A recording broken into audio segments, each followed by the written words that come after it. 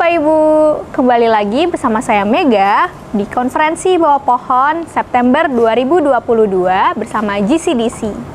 Dalam rangka memperingati Hari Pencegahan Bunuh Diri Sedunia, pada kali ini kita akan membahas terkait faktor, gejala, dan cara mengatasi bersama dengan Miss Dian dan Miss Astrid yang keduanya selaku psikolog klinis dewasa.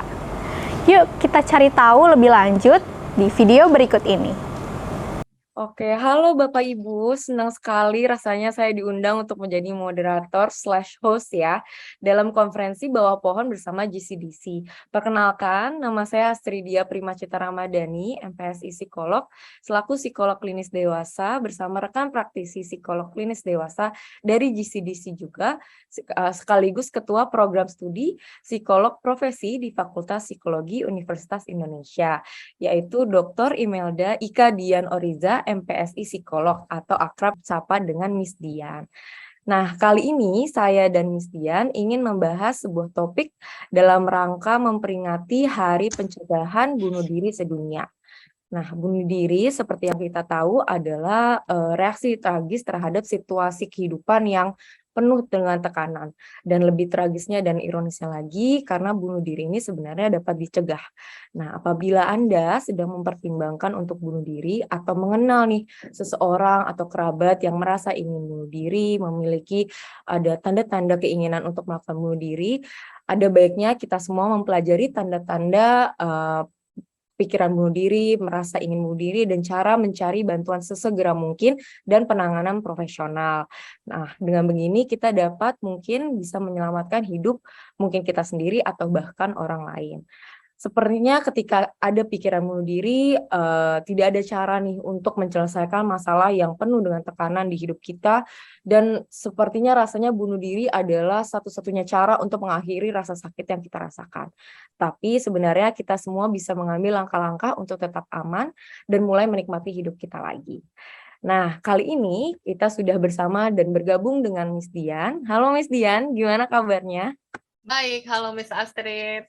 Senang banget ketemu lagi. Ya, alhamdulillah ya Miss, kita bisa akhirnya bisa ngobrol-ngobrol nih tentang topik yang mungkin lagi hangat-hangatnya kita mungkin temui di sosial media gitu atau di berita, portal berita.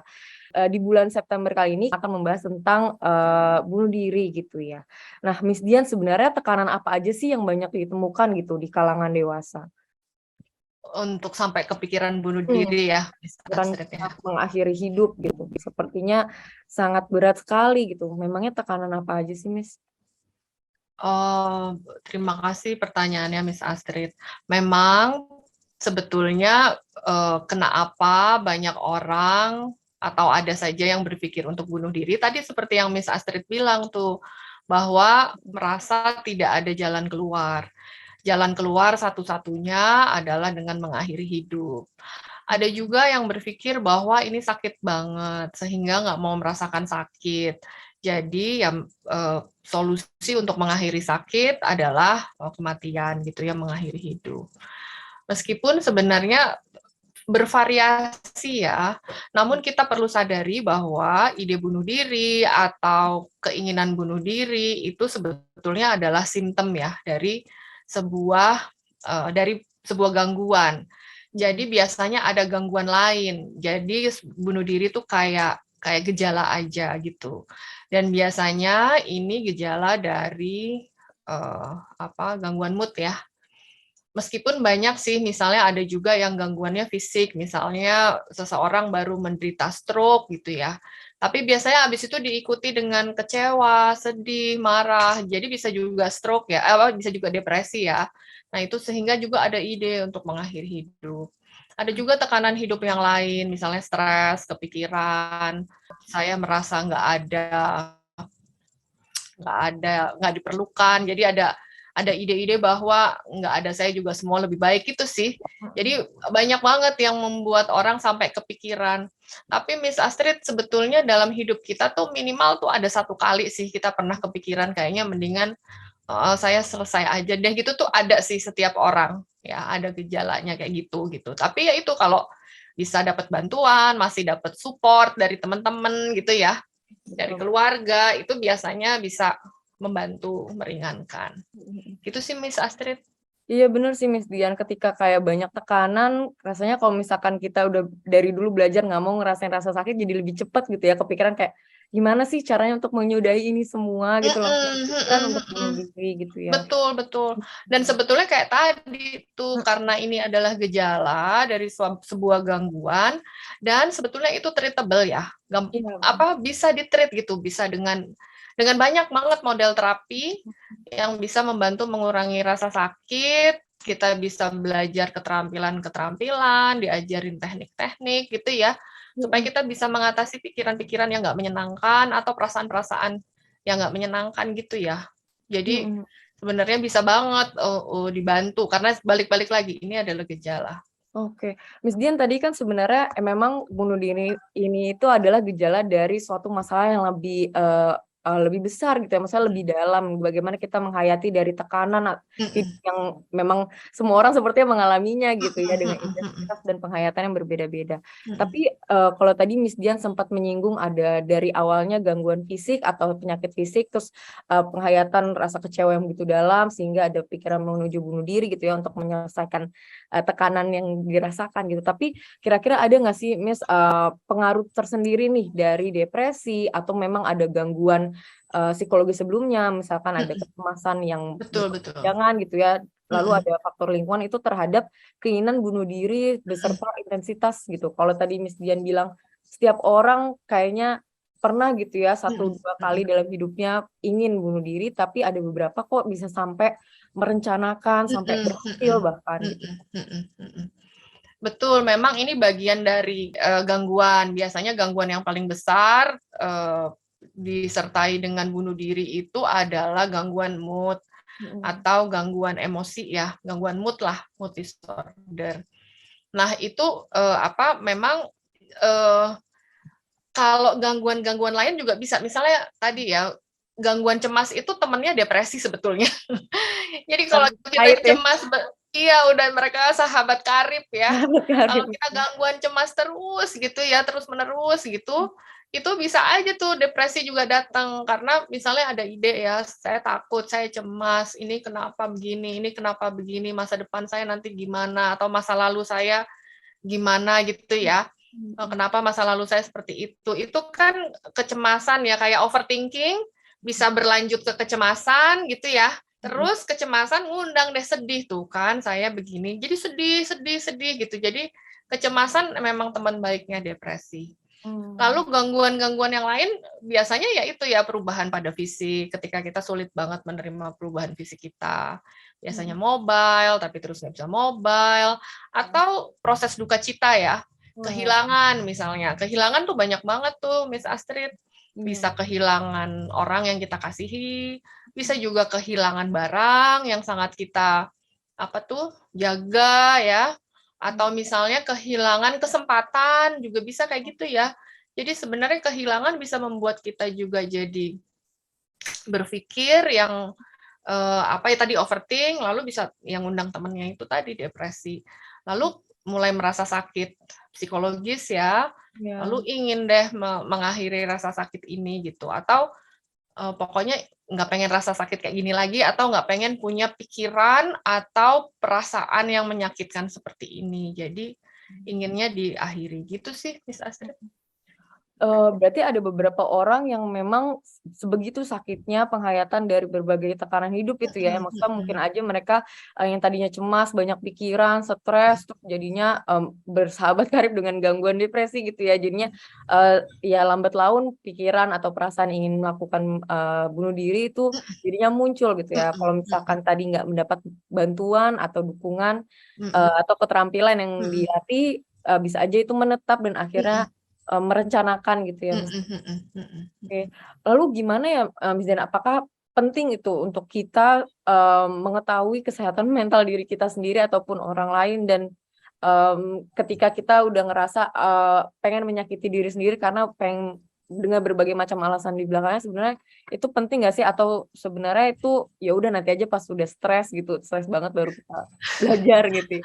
Ini pertanyaan penting nih Miss Astrid ya. Heeh. Kita kalau badan kita demam atau Betul, diare, kan kita pasti aware ya, iya. "Kok saya mulai demam ya? kok saya mulai diare ya, atau saya kok Nggak mulai enak agak badan gitu pusing, ya. nggak enak badan. Nah, sebetulnya kondisi psikologis kita juga mirip-mirip kayak gitu tuh, ibu bapak sekalian. Jadi bisa aja misalnya kita juga apa tuh, kok saya mulai latah, misalnya gitu ya. Iya, ya. Kadang-kadang saya kalau lagi stres juga bisa latah tuh ya, kok gue latah ya gitu. Kalau Atau saya sering misal, lupa sih, Miss. Biasanya kok lupa ya gitu loh. nah betul Tanda-tanda gitu. lupa, gampang lupa, atau menarik diri. Kalau kalau depresi itu biasanya salah satu simptom yang jelas juga menarik diri ya. Misalnya kita biasanya kalau diajak temen jalan gitu ya, ayo deh gitu, walaupun capek atau males gitu ya, masih bisa. Nah, kalau dengan depresi itu benar-benar menarik diri. Nah, menarik diri itu simptom yang penting ya. Lalu kemudian misalnya mulai nggak mau makan, gitu ya. Mulai sulit tidur. Biasanya tidur gampang, 30 menit udah ngantuk, bleksek gitu ya tidur, nggak kebangun-bangun. Dapatlah 4 jam, 5 jam, kadang-kadang bisa 7 jam gitu tidur enak gitu. Tapi ada juga yang tidur karena udah bolak-balik 2 jam, 3 jam nggak bisa tidur. Nah, itu juga gejala tuh kalau kita lagi ada sesuatu yang mekanisme yang stuck ya, lagi stuck nih berarti. Kita lagi stuck, lagi macet kayak tubuh juga sih sebetulnya. Kita tiba-tiba gatal-gatal, berarti kan ada sesuatu yang stuck juga ya, entah kita salah makan, jadi tubuh kita bereaksi. Sebenarnya sama mirip kayak tubuh sih, Miss Astrid. Nah, oleh karena itu emang kita juga perlu aware. Kalau tadi misalnya salah satu contoh Miss Astrid bilang mudah lupa gitu ya, atau kehilangan konsentrasi, itu kan gangguannya gangguan mulai terganggu proses kognitifnya ya. Nah, itu juga kita perlu aware. Lalu kalau proses emosinya, saya tiba-tiba murung, nggak ada alasan. Saya tiba-tiba marah-marah, nggak jelas, atau gampang banget terpicu marah. Itu simptom emosi ya.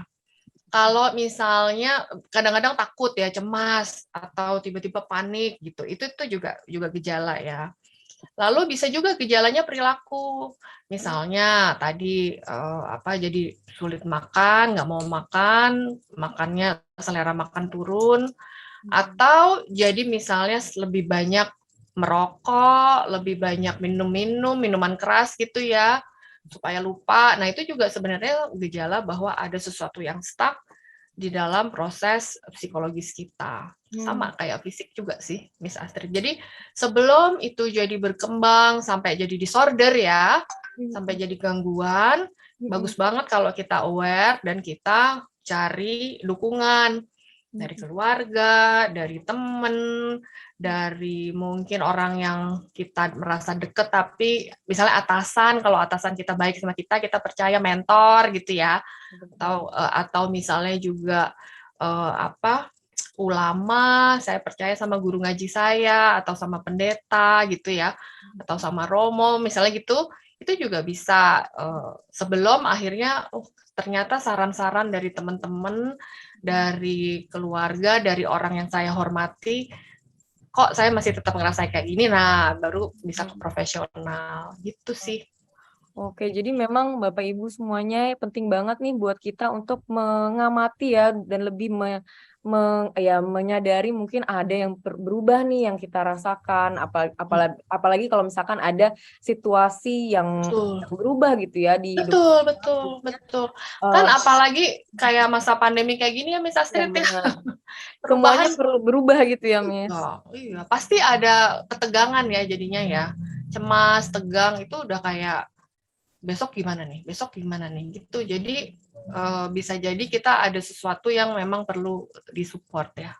Iya, betul. Jadi memang perubahan dalam hidup biasanya orang menghayatnya beda-beda ya, Miss. Sehingga jadi mungkin ada beberapa orang cepat gitu adaptasinya, jadinya nggak begitu merasakan perubahan perilaku, emosi, dan cara kita menghadapi berbagai tekanan dalam hidup. Tapi mungkin beberapa orang kesulitan gitu ya, sehingga ada perubahan juga. Nah, itu tuh udah mulai aware seharusnya kita harus aware gitu ya. Mungkin teman atau kerabat kita, mungkin keluarga juga kita ngelihat kok berubah. Nah, itu mungkin perlunya kita untuk sadar juga untuk membantu Betul. mereka. Kali aja Betul. iya mereka butuh bantuan tapi nggak menyadari atau bahkan nggak mampu gitu ya untuk Betul, mempertahankan gitu ya. betul.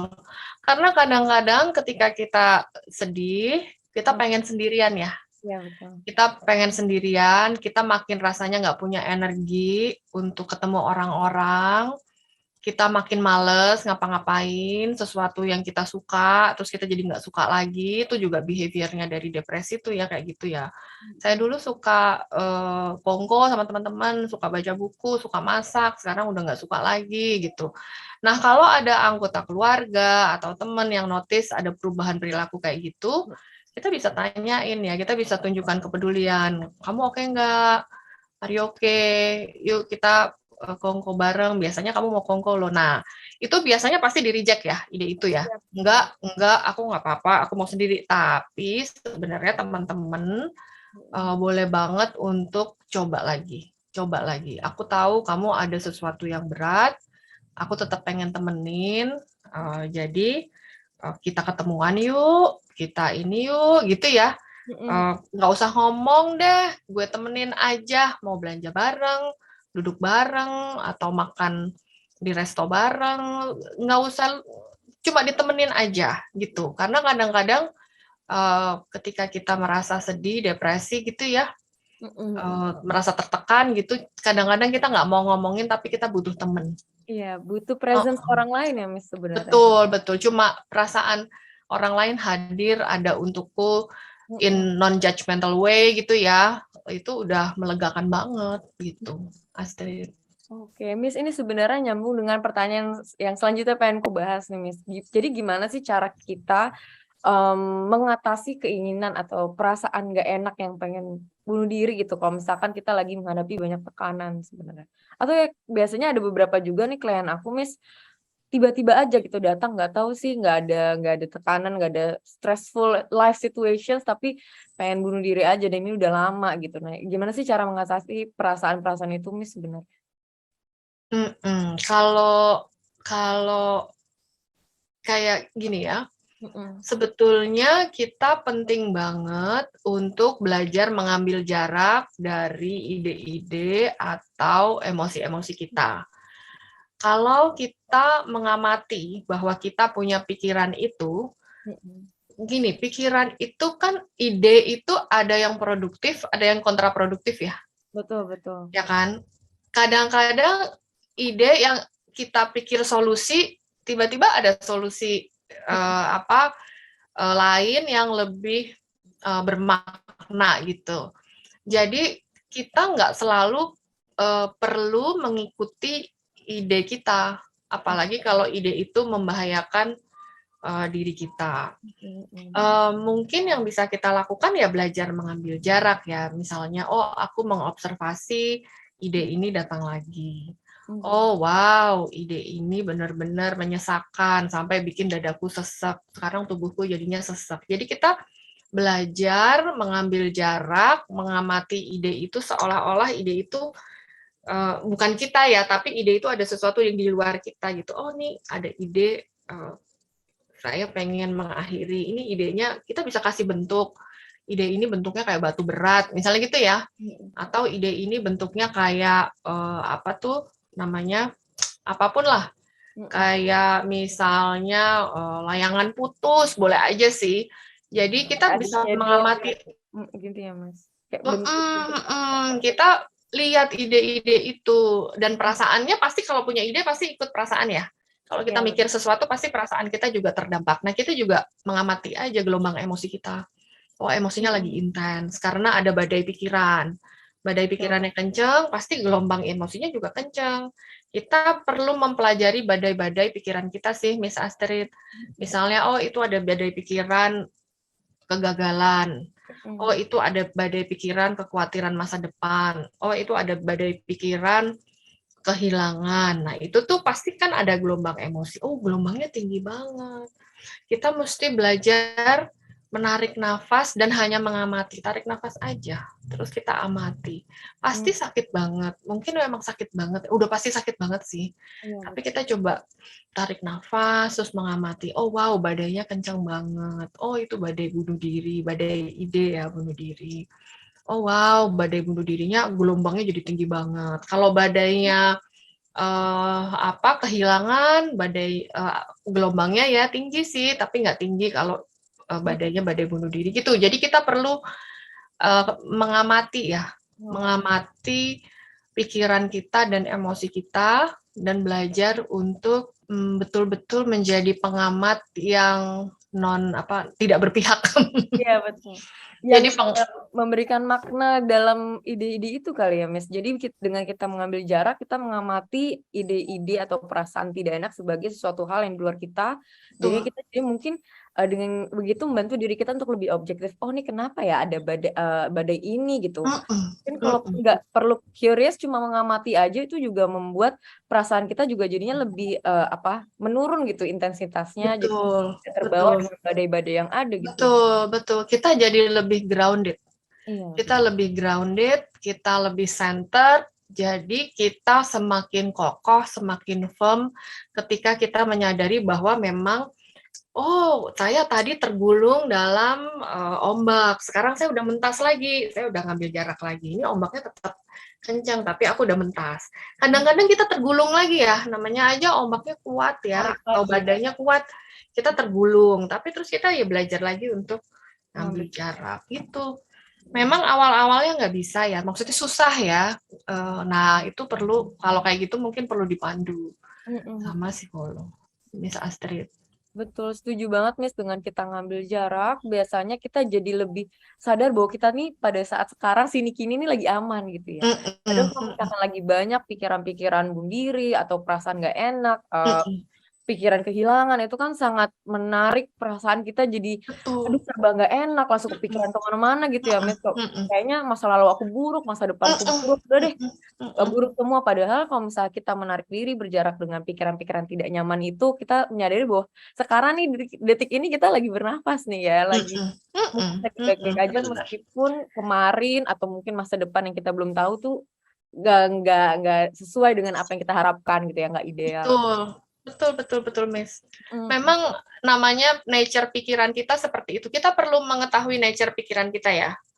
Jadi pikiran kita bisa bikin badai-badai tertentu, dan kita kenali aja, kita kasih nama aja badai kita apa. Setiap badai kan ada namanya ya, badai Katrina, badai Seroja di Maluku tuh.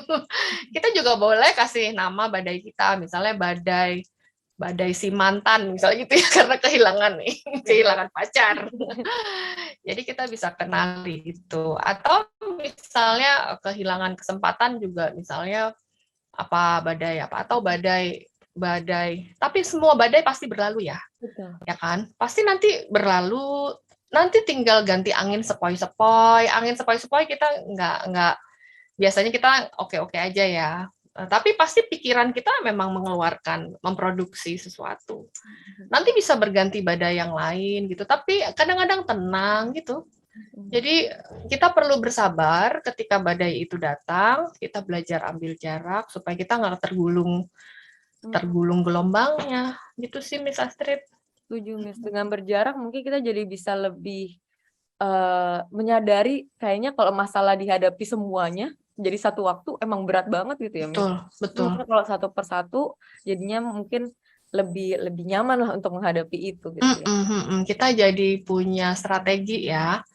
Kita punya strategi untuk mengambil jarak. Jadi teknik-teknik mengambil jarak itu penting banget buat kita pelajari supaya kita nggak kegulung badai dan kegulung ombak ya. Itu analoginya mudah-mudahan masuk ya. Oke, Miss, kalau itu kan untuk ketika kita merasakan nggak nyaman. Lalu kalau misalkan kita nih melihat kerabat kita, keluarga kita, atau kita gitu, gimana sih cara mendampingi orang yang rasanya mempunyai keinginan bunuh diri? Ada beberapa teman gitu ya bilang ya kayaknya ini berat banget, kayaknya aku mau udah aja mau menyelesaikan. Nah gimana nih kita menanggapi atau mendampingi mereka, Mas? Iya betul. Kadang-kadang kesedihan itu kan proses ya, kesedihan itu proses, emosi itu proses, dan badai serta gelombangnya orang-orang setiap orang itu berbeda ya Miss Astrid ya nggak sih? Iya. Dan kita nggak bisa pukul rata, misalnya kok lo nggak kuat badai kayak gini aja, misalnya kayak gitu ya, Iya. nggak beda gitu. Masa di ospek aja dikatain begitu aja sama kakak tingkat, bisa kayak gitu, misalnya kayak gitu ya, iya Iya. beda. Aku nggak pernah dibentak-bentak sama orang tuaku. Jadi ketika ada kakak tingkat yang bentak, itu kayaknya kaget banget, terus kayak merasa nggak berguna banget, merasa banyak banget salah gitu. Bisa nih ya, contohnya kayak gitu juga bisa. Namun itu tetap suatu apa ya, suatu shock ya, yang kita perlu sadari bahwa tiap orang berespon berbeda-beda. Kalau ibu bapak sekalian di sini kadang-kadang salah makan, ada yang gatal-gatal, salah makan, ada yang diare, ada juga yang makan apa aja enak banget, tetap langsing gitu ya. Ada yang minum air putih aja gemuk. Ini bercanda ya. Ada yang kayak gitu tuh respon tubuh berbeda-beda, demikian juga dengan respon psikologis kita. Yang perlu kita lakukan adalah menjadi pendamping, adalah menyadari bahwa build atau bangunan psikologis setiap orang juga berbeda, seperti kondisi fisik. Itu yang perlu kita respect dulu. Kalau misalnya ada teman, sahabat, bilang share sama kita bahwa dia pengen bunuh diri, kita perlu sebetulnya merasa honored karena oke, ini orang mau share sesuatu yang berat ke kita. Jadi I really appreciate, aku seneng banget kamu udah share sama aku. I know it must be very difficult for you. Ini masa yang berat buat kamu. Ini masa yang sulit. Itu respon aman yang bisa kita berikan. Ini adalah masa yang sulit, masa yang berat. Mungkin juga akan lebih baik berespon secara memvalidasi ya, Miss Astrid ya. Karena kadang-kadang respon kita itu bisa kayak, ih dosa loh, Masa sampai kepikiran nggak kayak boleh. gitu gitu ya. Iya, dosa loh, nanti masuk neraka loh. Masih banyak tahu yang sayang sama lo, misalnya kayak gitu ya. Tapi itu memang jadi tambah berat ya, dan tambah konflik, tambah merasa berduka, tambah sedih gitu. Jadi sebaiknya memang kita bilangnya adalah pasti berat banget, susah banget, aku mungkin nggak ngerti, aku temenin. Udah. Kadang-kadang memang cuma pengen ditemenin gitu. Sikap yang direkomendasikan ketika menjadi pendamping. Itu adalah satu, terbuka. Jadi maksudnya kita nggak ya udah emang tiap orang situasinya berat ya, beda-beda. Jadi kita terbuka tuh terhadap pengalaman emosi tiap orang yang berbeda. Itu yang pertama. Yang kedua, Miss Astrid, Bapak Ibu sekalian, sikap yang kedua adalah non-judgmental, non-evaluasi. Jadi kita jangan ngejudge kamu lemah banget sih, kayak gini aja. Itu kan cuma kayak gitu, itu udah dari masa lalu lagi, sekarang kamu baik-baik aja, semua orang sayang sama kamu, jangan sempit itulah pikirannya. Nah itu judgmental. Jadi tolong juga dihindari sikap-sikap yang judgmental. Kita non-judgmental, kita iya aja, oh iya pasti berat banget, pasti sesek banget, aduh nggak enak banget, itu ya. Yang ketiga yang paling penting adalah penuh kasih ya. Jadi bersikap penuh kasih, walaupun mungkin kita juga takut ya. Kan kalau dapat pengakuan orang mau bunuh diri kan kita takut banget ya, Miss ya. Takut Jadi salah itu kan ngomong, takut salah ngomong, salah ini gitu. Tapi jangan dilit sama ketakutan. Kita melit diri kita dengan cinta, dengan penuh kasih. Aku care banget sama kamu, aku peduli banget. I'm here for you. Aku temenin. Pasti berat banget, tapi aku temenin. Gitu. Jadi memang kira-kira itu sikap attitude yang membuat seseorang itu bisa lebih sakitnya bearable. Iya. Ya Miss Astrid. Setuju sih Miss. Jadi ketika ada orang yang mungkin cerita ke kita gitu ya, kayaknya aku capek banget, lelah banget sama hidup ini, kayaknya aku mau selesai aja gitu. Itu mungkin beberapa dari kita emang pertama shock dulu ya, kenapa gitu ya. Tapi keep in mind selalu selalu apa ya, terbuka juga dengan berbagai macam yang ada gitu ya Bapak Ibu. Yang pertama tadi terbuka dulu dengan pikiran kita, ya terima kasih ya udah mempercayakan aku untuk cerita ini. So this Share. must been hard gitu untuk cuma cerita aja akhirnya nggak menarik diri lagi itu pasti berat banget. There's a lot of struggles gitu mungkin behind orang itu cerita sama kita, jadi appreciate itu dulu gitu ya. Terus yang kedua selalu be compassionate, apapun yang diceritakan, kalaupun kita takut coba penuh kasih juga, temenin, non judgmental, nggak perlu evaluasi berlebihan karena mungkin bukan porsi kita juga ya untuk mengevaluasi itu. Jadi kadang seseorang cuma butuh telinga dan kehadiran orang lain gitu ya untuk merasa lebih baik. Dan itu udah lebih dari cukup, Mbak. Bukan beberapa yang Miss cuma ditemani aja gitu. Oke, mungkin pertanyaan terakhir Miss, ada beberapa Betul, orang Miss. udah cerita nih gitu ya, udah coba berbagai cara dengan cari misalkan di internet kan banyak self help gitu ya. Ketika aku ngerasa nggak mood, apa sih yang perlu dilakukan? Di Instagram juga banyak cara-caranya. Tapi perasaan nggak enak dan nggak nyaman itu tetap ada nih, Miss. Tetap nggak enak, tetap ada keinginan untuk bunuh diri gitu ya. Gimana sih apa yang perlu orang itu lakukan, mungkin kerabat juga lakukan. Apakah bagaimana peran profesional di sini konteksnya karena kita berdua psikolog ya Miss, apa gimana ya peran psikolog itu dalam menangani mental seseorang. Jadi mungkin teman-teman di sini ya Bapak Ibu kalau misalkan psikolog udah kebayang nih kira-kira akan seperti apa sih gitu ya. Sebetulnya ketika ada ide bunuh diri, ketika kita punya ide bunuh diri, kita sendiri sebagai pribadi perlu waspada. Ada apa dengan saya? Apakah ini sesuatu yang bisa saya atasi sendiri atau saya perlu bantuan orang lain? Kita perlu mengawasi ide kita. Kadang-kadang ide itu tidak disertai rencana. Kadang-kadang ide sudah ada rencana. Oh, saya akan minum obat ini. Oh, saya akan minum cairan ini. Oh, saya sudah nyiapin tali, misalnya kayak gitu ya.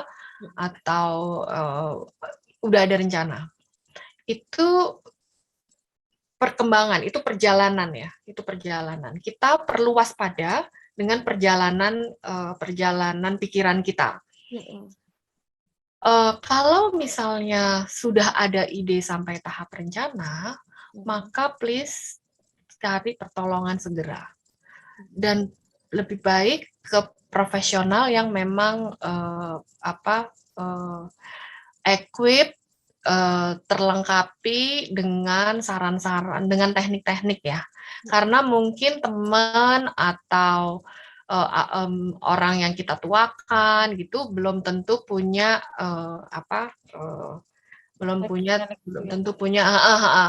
kecuali kalau memang udah equip ya, udah punya teknik-teknik itu. Kalau misalnya mau ya lebih baik misalnya sama profesional, dibantu juga sama orang yang kita percaya gitu. Jadi kita perlu aware dengan perjalanan pikiran kita ya. Namun kalau cuma masih misalnya hanya keinginan ya, hanya ide mati kayaknya enak nih bakal selesai masalah gue.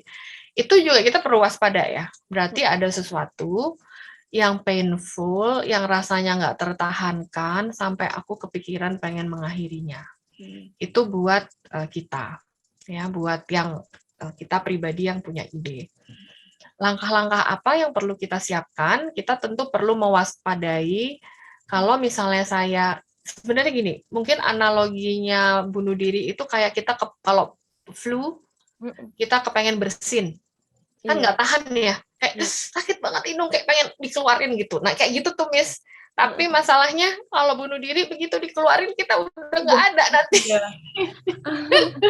Gitu. Padahal bersin itu bisa banget, flu itu ya bukan bersin ya, flu itu bisa banget kita kelola gitu, kita bisa banget kita obatin, kita istirahat, gitu-gitu ya, kan kira-kira bisa kayak gitu. Nah, jadi untuk kita yang ada ide, kira-kira approach-nya kayak gitu, berarti diobati atau di take care simptomnya dan juga gangguannya ya kalau misalnya udah sampai gangguan. Lalu untuk pendamping, kita sebagai pendamping perlu juga waspada karena setiap ide atau setiap ancaman perlu ditanggapi serius. Kadang-kadang ada banyak banget mitos tentang bunuh diri. Iya. Misalnya kalau orang yang mengancam bunuh diri tidak akan serius melakukannya. Karena itu crying for help aja gitu. Nah, itu tuh mitos yang kita perlu waspadai ya. Karena setiap kali ada ide mau menyakiti diri atau mau bunuh diri, itu berarti sudah ada sesuatu yang rasanya nggak tahan banget di sini. Yang kita perlu juga hadir untuk mereka. Jadi kalau ada ide kayak gitu, perlu waspada dan jangan menganggap bahwa itu nggak serius karena cuma cari perhatian ya, misalnya kayak gitu. Jadi perlu ya waspada. Lalu sebetulnya kalau peran psikolog tentu perlu banyak banget mengakses ya. Betul. Assessment yang bisa dilakukan psikolog adalah tadi ini perjalanannya kayak apa, lalu kemudian gejalanya apa, lalu psikolog perlu banget untuk bikin safety plan gitu ya. Misalnya siapa yang biasa social resources-nya siapa, apa aktivitas yang bisa dilakukan, apa teknik-teknik self-soothing yang biasanya individu tersebut lakukan ya. Misalnya kalau kita lagi punya ide atau kita sedih banget, kita main musik, atau kalau sedih banget, kita pergi jalan-jalan keliling-keliling kota, misalnya gitu. Nah itu tuh kita mencari, memberdayakan resources internal dulu ya, resources internal dulu untuk bisa syuting, untuk bisa menenangkan diri. Lalu kemudian kalau enggak baru kita identifikasi siapa resources yang bisa dia percaya untuk di reach out. Dan orang-orang yang ada dalam list itu perlu kita notify juga sih. Jadi atau minta dia untuk notify siapa orang-orang yang masuk ke dalam list itu gitu. Jadi kalau ada perubahan perilaku atau misalnya apa, kita bisa buru-buru bantu ya. Lalu tentu melis profesional. Kalau misalnya situasi itu udah mulai parah gitu ya, harus siapa aja, psikolognya siapa, psikiaternya siapa. Mungkin yang kalau psikolog psikiater itu agak perlu ada janji jam, misalnya gitu ya, berarti misalnya dokter umum atau unit gawat darurat terdekat, itu juga perlu di list keamanan-keamanan seperti itu. Boleh juga kalau misalnya kita mendorong kalau udah sakit banget, rasanya udah nggak tahan banget, boleh nggak cari UGD atau minta diobservasi dulu di UGD, misalnya kayak gitu ya. Atau cari tempat aman, tapi jangan cari tempat aman kalau nggak ada temennya ya. Iya, Cari tempat jangan aman, sendirian ditemenin gitu. Jadi mesti ada temennya. Itu juga salah satu cara untuk syuting ya. Kira-kira kalau profesional mungkin mengakses itu ya, mengakses resiko, mengakses bikin rencana keamanan gitu. Lalu kalau ada pikiran apa, mesti share sama psikolognya. Jadi psikolognya bisa pantau atau bisa notify orang-orang terdekat ya. Gitu sih, Miss Astrid. Miss Dian, memang Bapak Ibu sekalian banyak sekali nih yang kayak ada mitos-mitos terkait bunuh diri gitu ya. Ada yang bilang karena terlalu sering ngomong gitu pengen bunuh diri. Ada beberapa kerabat atau mungkin diri kita sendiri tanpa sadar juga ngejudge gitu ya. Mungkin itu cuma cari perhatian aja gitu. Tapi ada baiknya untuk kita tetap ditangani dengan serius, memang diberi perhatian dan didampingi gitu ya. Tadi ada 3 sikap yang semestinya kita semua bisa untuk latih dan lakukan gitu ya. Gak hanya untuk diri kita sendiri, tapi juga orang lain. Dan psikolog mungkin ada juga nih mitos di luar sana gitu ya, bilang kalau ke psikolog nggak guna, cuma ngobrol-ngobrol aja gitu. Padahal sebenarnya kalau misalkan yang memang sudah painful atau bahkan belum se-painful itu gitu ya, dengan kita ke psikolog, kita jadinya punya keterampilan atau kita belajar banyak teknik yang bisa membantu kita dan bahkan bisa membantu orang lain juga. Mungkin nggak secara tertulis, tapi ya secara sikap, secara kita menghadapi atau menghayati stressful life situations yang pastinya selama kita hidup akan ada kita hadapi gitu ya berbagai perubahan tentunya seperti pandemi yang tadinya nggak kebayang sama sekali gitu ya tiba-tiba muncul, begitu juga dengan kita selama transisi kehidupan gitu ya Miss. Oke, Bapak Ibu mungkin yang udah mendengarkan sampai sini di YouTube ya, sedikit saya rangkum. Jadi memang tekanan hidup kita itu berbagai macam dengan penghayatan tiap orang berbeda-beda. Jadi kita juga sebagai kerabat, sebagai diri sendiri sebaiknya tidak judge orang lain, tetap terbuka dan secara compassionate memahami gitu ya. Penting juga sebagai kita untuk aware gitu ya Miss, aware menyadari segala perubahan perasaan ataupun pikiran yang mungkin mengganggu karena transisi hidup atau masalah-masalah dalam hidup yang terjadi pada saat itu. Ada kalanya ketika kita menghadapi berbagai masalah atau tekanan dalam hidup, rasanya berat sekali ya, sangat painful, sehingga kita wajar untuk mungkin muncul tuh pikiran bunuh diri. Tapi penting juga untuk kita menyadari bahwa pikiran itu hanya sekedar pikiran ya Miss, sehingga kita perlu mengambil jarak. Ada beberapa tadi teknik dari Miss Dian yang udah disampaikan untuk menamai badai-badai pikiran itu dan tidak tergulung ombak sehingga membuat kita tergulung ombak emosi sehingga membuat kita jadinya merasa solusi satu-satunya dari masalah hidup kita adalah bunuh diri gitu ya. Penting juga untuk kita mendampingi orang lain, memahami dan mengerti keadaan mereka yang pastinya berat sekali. Memang Miss tidak ada alasan yang sederhana sih kenapa seseorang bunuh diri. Kadang-kadang kalau di media itu kan super simplifikasi ya. Ini putus cinta sih, dipecat, di PHK sih, tapi sebenarnya nggak sesederhana itu. Jadi lebih kompleks karena biasanya juga melibatkan banyak kerentanan ya, entah itu kerentanan fisik, kerentanan psikologis, kerentanan ekonomi, kerentanan social support yang minim, misalnya kayak gitu ya. Jadi banyak banget kerentanan. Jadi kita perlu respect, bahkan kalau misalnya mendengar kabar atau membaca berita tentang bunuh diri di media, kita perlu respect juga bahwa dan perlu menyadari alasannya jauh lebih kompleks daripada yang diberitakan. Karena kita nggak tahu the whole story dari orang yang melakukan itu ya, Miss Astrid. Setuju banget nih Miss Dian. Nah, gimana nih Bapak Ibu setelah berbincang-bincang kita semua yang menonton di rumah pasti jadi lebih tahu banyak ya tentang faktor atau gejala hingga edukasi terkait kesehatan mental dalam keinginan menyakiti diri ataupun bunuh diri gitu ya yang sering ditemukan oleh mungkin kebanyakan orang sekarang karena situasi yang penuh tekanan saat ini gitu.